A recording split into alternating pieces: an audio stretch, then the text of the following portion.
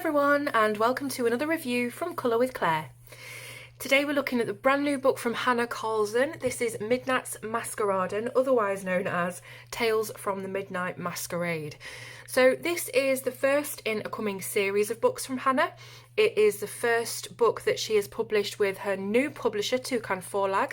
All of her previous books were published by Printworks, and this is a brand new publisher, brand new size and format, and amount of pages and things like that.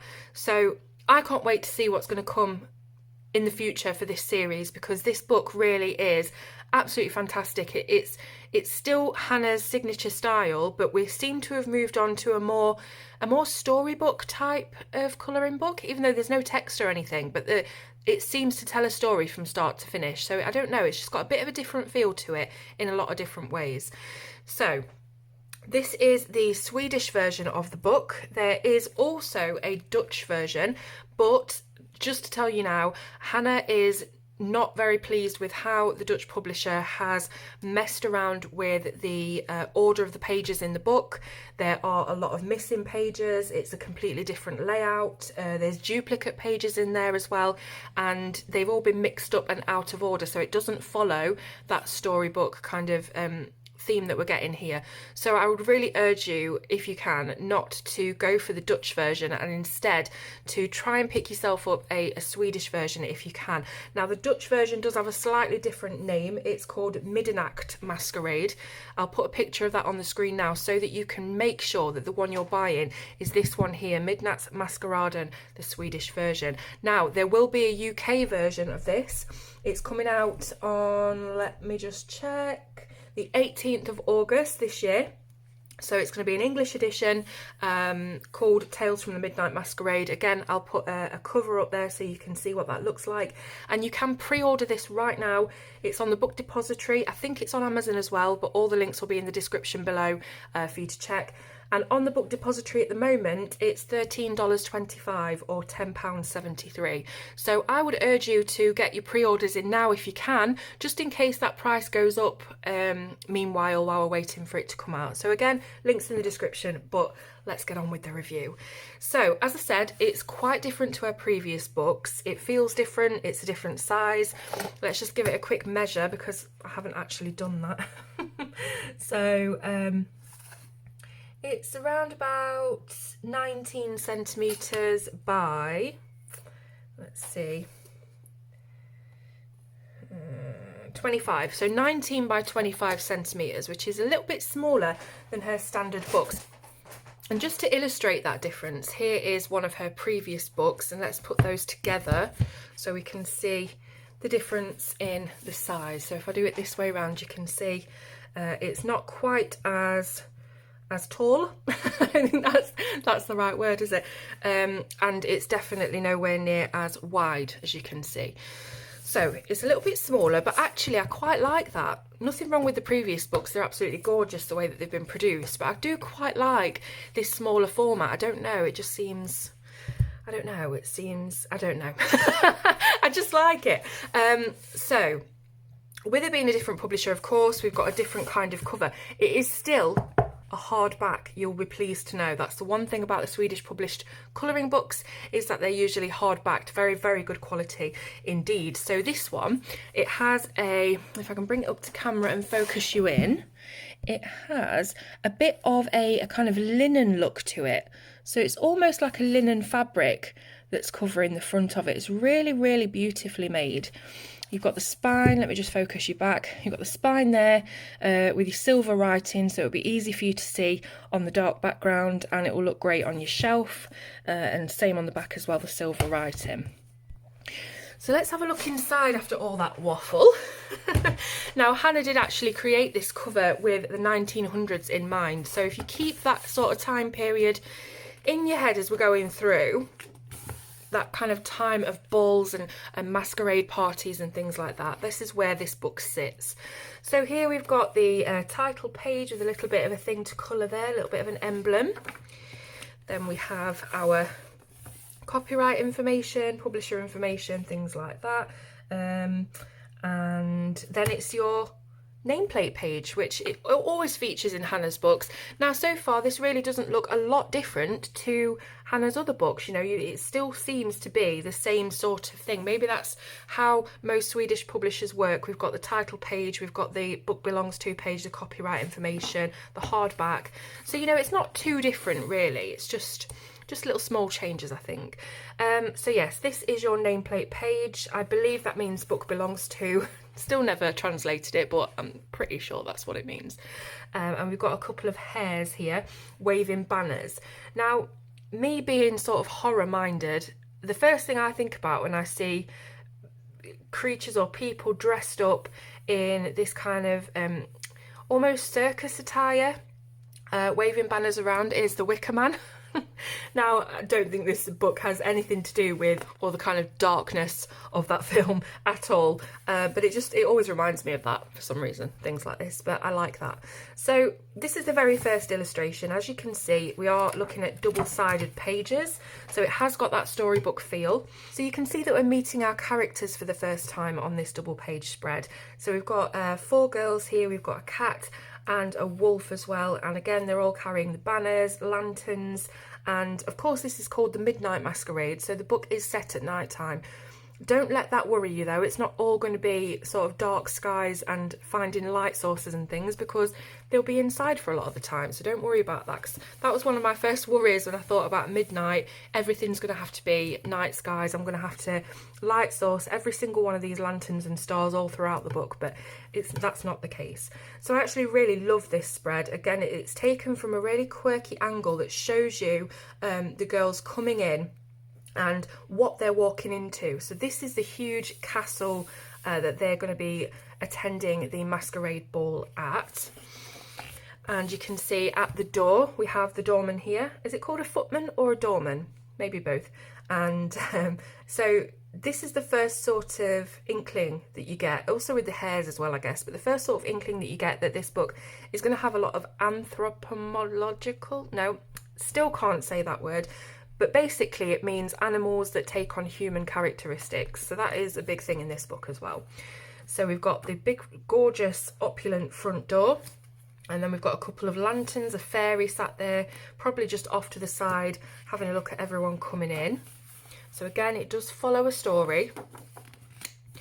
And now we've got a couple of masquerade masks, and I really like this one particularly. It's got a slight plague mask thing going on. It's a little bit gothic, but as usual with Hannah's females and her portraits, there is a lot going on. There's a lot of jewellery, a lot of opulence and gemstones and just gorgeous, elaborate headdresses. So if you enjoy colouring that kind of thing, you will adore this. So here we've got, this could be the Queen or something. She seems to have a really big sort of queen-like crown on her head. Maybe she's the host of the ball. Again, it's up to you. Looks as if she's got some sort of phoenix or bird on her finger there. And again, loads of hair to colour, loads of jewellery and costume to colour. So as we go through, you'll see that there is a big theme of music, costume, dance, a bit of mystery, definitely fantasy and whimsy as well. So we've got a crown, as you can see, a couple of birds on there. Some of them are standalone images on their own page, and some of them are double page spreads like this. Another really, really fun one. This looks like they're out on a porch or a patio somewhere, but they don't have to be. You could make it indoors. And you can see we've got the band playing here. All animals. We've got a badger, we've got a couple of cats, and the hare on the cello or the bass. I don't know. But I really like this one. It's fun, it's got movement, and you can imagine the jaunty music and the fun atmosphere that's going on there. This is a really good standalone one, so there's not much to be done on this page. It's one that you could sort of tackle straight away and not feel too overwhelmed by. So we've got a little girl on the swing with the cat sort of hanging off there, and all of the decorations and things like that, streamers hanging down. So Hannah's kind of famous for her female portraits, the close-up of the faces, the elaborate headdresses and costume, and this is just another one of many in this book. I really like the ones where she puts the star makeup on the, or the star glitter on the faces. It kind of reminds me of festival attire, festival makeup.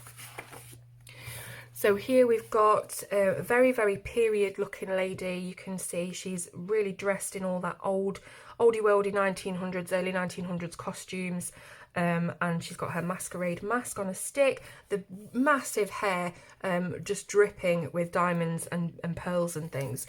And this is kind of a close-up of a masquerade mask. So it kind of fits in together. You're seeing the whole picture and then you're kind of focusing in on one of the elements from it. This is a fantastic picture, and this is one that I was thinking of doing first before the other one that I did, but I just chose the other one. I just think it's fantastic. You can just imagine the pop of colour that this page is going to have. It really does lend itself to bright, bold, beautiful colours. You've got the candy all hanging down as well from the hat. This gorgeous makeup that's going on here, it sort of reminds me a little bit of is it the Perio clown? I'll put a picture up.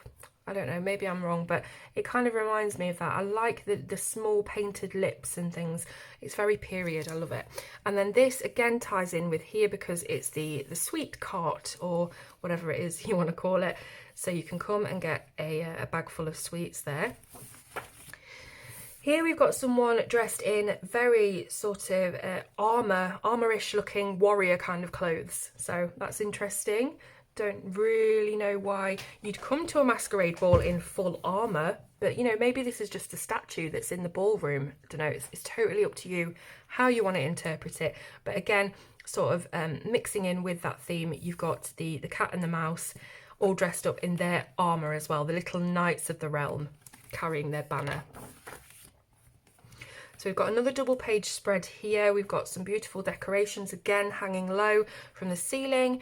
We've got another lady in a beautifully, it's quite a simple dress, this one actually, but it is gorgeous. Very sort of, it could be like a silk fabric, and she has antlers. So is that her mask? Is that part of her headdress, or is she, you know, a hybrid? Totally up to you. And again down here we've got rabbits and hares, actually hares, not rabbits. And this one's got his ear pierced, which I thought was a fantastic little detail. A bit Joe Exotic. Right, next up we have got the food, or basically the sweets and the cakes that are on the table ready for you to eat at the ball. This massive cake just dripping with frosting and all sorts of things, and some little cupcakes down here as well. Give you opportunity to practice colouring food, cakes in particular, frosting, things like that.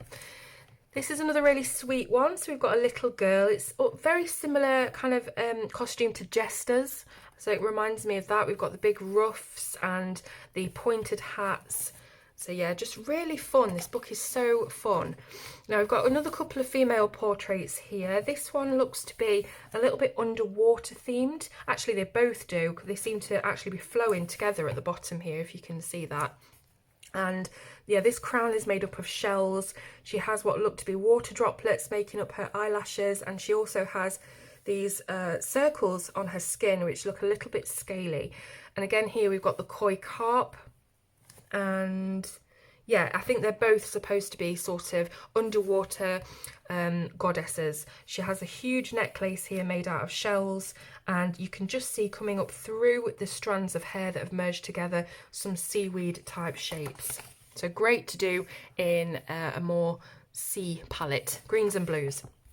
So we've got another couple of costumes here. It's fantastic seeing all these costumes actually. It's just as you would imagine going to a masquerade ball and looking at everybody's different unique costumes. We've got that here. So this is an absolutely massive scepter or wand or whatever it is that she's got. And I can imagine this kind of crinoline dress that's got a huge frame underneath it, puffing it out. And again, another scepter here. So this could be day and night, moon and stars. So again, you could do a day and night theme on that with your colours. And good thing about these ones is that there's not too much skin and detail on the face. So if you are a little bit concerned about getting face colours and things correct and highlight, shadows, contouring, whatever, these ones are fantastic. And there's a few of these sprinkled throughout, so you don't have to worry about too much skin. Now here we've got another lady, actually looks quite similar to one that we saw earlier, with a lovely fan and loads of flowers and things in her hair. and the flowers are actually taken from here and put into this page across here. So they complement each other quite well, each page, and I think that's why Hanna was quite distressed that the Dutch publishers have mixed up the order of the pages and things like that, because it is supposed to be this kind of this follow-on storybook feel. So now we've got more food and drink from the buffet. We have what looks like little mice here, and they're sat on top of the ice cream. That can't be very hygienic, I'm sure. More cupcakes, a huge a huge jug of pop or whatever it is you want. Looks like a cocktail, and yeah, just again, loads and loads of colour you can imagine on that scene. So we've got another couple of ladies here, close-up portraits. We've got the lady from earlier, so you'll see the characters sort of multiple times throughout the book. We've got the Queen of Spades and the Queen of Hearts. So just really great opportunities for you to do one colour palette on one page and one on another that will really complement each other but still tie in together. So here's a close-up of some medals from this guy here. This looks like a blackbird or a crow or a rook or a raven. I never know the difference. Well, the blackbird, yeah, but the other three, no. And he's very obviously sort of militarily dressed. That's not even a word, is it? Military dressed. So he's got his uniform on, and yeah, he looks very prim and proper. So we've got another lady here, again with the elaborate eyelashes. Can you imagine trying to wear those all night? It'd be horrendous, really, wouldn't it? And again, she is covered in flowers. There's always loads of florals in Hanna's work. These ones seem to be winding down from her necklace here. And she also has fairy wings in the background as well. So maybe she is meant to be a sort of fae creature. But again, to tie in with the wings, you've got a moth sort of creature there. I'm not sure, it's probably just one that Hanna's made up the shape of, but it looks like a moth. And again, gorgeous details of these kind of piercings almost, or charms just hanging from the bottom of the wings. So another really fun one, full of movement. This guy looks like he's come straight out of Robin Hood or Peter Pan or somewhere like that. Again, he's got his ears pierced, love it. And she's having a fun old time doing some juggling as well. Now across here we've got another close-up with the Masquerade mask. Yeah, you know the drill by now, you know, close-up portraits of women, and they're always absolutely beautiful and really unique as well. I don't know how Hanna comes up with all of these unique faces, but she does. Now this is another one I was going to try and tackle, but in the end I just couldn't bring myself to colour so many flowers at the moment. But again, it's one of those that hasn't got much skin to worry about, or at least it's not as detailed as it could be if it was bigger, and you've got a lot of space and potential in the background to do whatever it is you want. Now this particular illustration actually reminds me of a movie that I watched, a horror movie called Midsummer. I didn't like it, it was a bit rubbish, but the girl in the film has this huge dress and trail of a dress made out of flowers. She's completely, it's like she's grown from the flowers, she's eclipsed by them almost. So it might be a good idea to take a still from that movie and colour in the flowers the same. That's what I do anyway. I might even end up doing that. So here we've got another little girl with a cape on, very Red Riding Hood. More things hanging down from the ceiling. She's looking up at the cake, wondering when they're going to open it up and slice it up so she can have a piece. Again, we've got another really unique lady here, loving the ring that goes from the ear to the nose. Those eyelashes again, don't know how they'd cope. Yeah, so that's it. Now you can see this is the one that I've completed. So I did actually put this on my Instagram and places online previously, but it was half finished because my Posca pen ran out and it's still a little bit scratchy. I did get a new pen, but I need to go over it with a second layer really. But anyway, this is the first page that I finished. I really wanted it to have a bit of a 90s look. You know, these kind of really garish, bright, bold 90s patterns. Well, originally this girl just had the triangles and the circles everywhere, and that just the triangles and the circles, just those basic shapes, just reminded me of the 90s. So I added in all of the black bits and bobs that you can see here, the lines and the little scribbles, just to make it more of a 90s kind of look. And a lot of people have commented saying it reminds them of Saved by the Bell and that kind of era, which is exactly what I was going for. So I decided to Keep the colour palette really limited because I always find pages work better when you do that.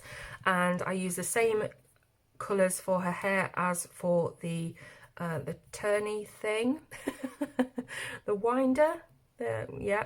And I decided to just go with pink, yellow and green, or a teal green, for everything else, and I think it's all tied in really nicely. My favourite thing about this page actually is her face makeup.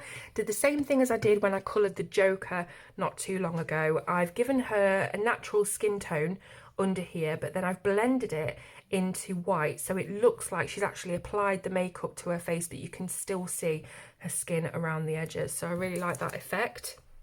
And here we've got a cat with some donuts piled high. Looks like he's been to the buffet already and chosen what he's going to be eating for the rest of the night. Don't want to be him in the morning when his tummy starts. Again, we've got another lady here. This kind of looks a little bit flapperish, 1920s, with that sort of headdress and everything. So you could keep to the theme of that and the colours of the period. We've got a vase of flowers.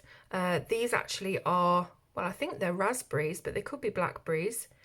Do raspberries grow on? Yeah, I don't know. Anyway, whatever you want to do with it. And then we've got a double page spread of all the characters, or some of the characters that we've met so far, and they all have these beautiful hats on, made out of the wilderness around them. So we've got toadstool hats, we've got flower hats. That's it. And, you know, more flowers and things. Very, very Hanna Karlzon. So this one here is really good as well, because it's got a little bit of a hybrid theme to it. You can see that we've got the cat down here. I initially thought it was a vampire, but we've got the cat down here with the teeth and the eyes, and then the owner or whoever has exactly the same features, so it really ties in well together. Now, as you can see, this is another one that I've started, not quite finished just yet. I'm really pleased with how this is turning out, actually. Now, I've never had a cocktail in my life, so I've had to Google what cocktails look like. How sad is that? And yeah, I saw these really beautiful, tropical, exotic looking gradients, and I thought that looked fantastic. So yeah, the thing I'm most pleased with actually on this page, if I bring it up, is my slices of orange and lemon, because I've tried to make them look fairly realistic. Obviously they're not hyper realistic, but as realistic as I can get them, and quite juicy looking. So I think I've succeeded in that. I'm really happy with how they're looking so far anyway. So I've got to finish that one off. This is another one I really wanted to do because I just enjoy the whole look of the umbrella and things dangling down from it. And again, very period costume. And across here we've got the king frog in a really decorative looking frame. So another two ladies here. Again, I like it when they're side by side because it's a bit of a yin and yang. You can do that opposite colour palette thing. But again, we've got sun and stars, so night and day, hot and cold palette, whatever you want to do with that. This is probably the one that I'll do next because I adore it. So they're out on the terrace. You can see this stone structure of the balcony here. We've got a beautiful peacock just sat up on the balcony and these gorgeous pots, you know, filled with flowers. But I really, really like the fact that there's these two people just stood outside taking a breather, having a little chat away from all of the noise and the cacophony of everything going on inside. And, you know, most of all, I just really like the boat that she's got in her hair, the ship, because I mean that's just that's just very elaborate, isn't it? But yeah, I really, really like this one, and there's not too many light sources to worry about either. So again, we've got another hybrid here. We've got a, well, it could be a rabbit girl, couldn't it? It could be a cat girl, whatever you want to make it. And we have a candlestick with all these gorgeous rivulets of wax coming down. I really like the aesthetic of that. And the final page is the end.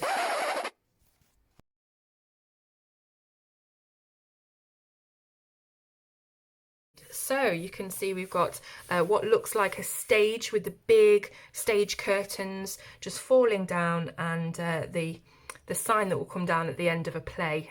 The end. So it is that storybook feel all the way through. You feel like you're at a party, you're going through the night, you're seeing everybody's costumes, you're having drinks and laughs, and that really is the theme of the book. Now, before I forget, this book is actually smaller in page number as well as you're usually used to with Hannah's books. It's 64 pages. Hannah's books are normally, I think, 96 pages. But it is really just because the workload is just getting way too much for Hannah to keep consistently banging out all of these books full of 100 pages at a time. You know, it must be a massive amount of work, especially considering the detail and, you know, all the uniqueness that goes into this. So I really don't blame Hannah at all for reducing her workload, and we're still getting beautiful books. Can't wait to see what comes next in the series. I really can't. Hannah is one of my favourite illustrators, and I'm always excited to see what kind of things she's bringing out next. So don't think there's anything else I've got to tell you about this. Just checking my notes. Oh, pricing. So I did mention earlier that if you want to get the UK edition, the English edition, that'll be out on the 18th of August. Book Depository or Amazon, links down below. Get your pre-orders in. £10.73 at the moment. That's $13.25 US. If you want this particular book, there'll also be a link in the description for this Swedish version, not this particular book, this Swedish version, and that is on the site FAQS.